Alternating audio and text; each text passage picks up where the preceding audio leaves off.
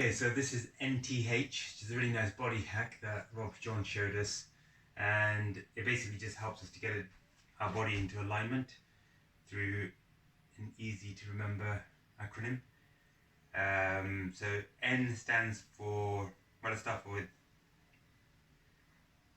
heel first, actually. NTH. So heel is you want to feel your weight in your heels, and then T is for tailbone, so you want your tailbone to be aligned with your heel, and then the top of the neck, so you've got N, neck, tailbone, H, heels.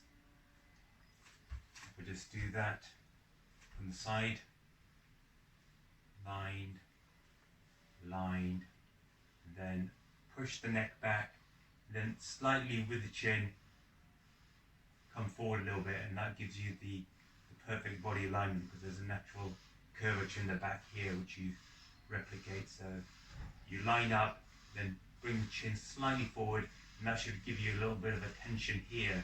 Then you feel your dantian engaged, and that's what you want from this little hack.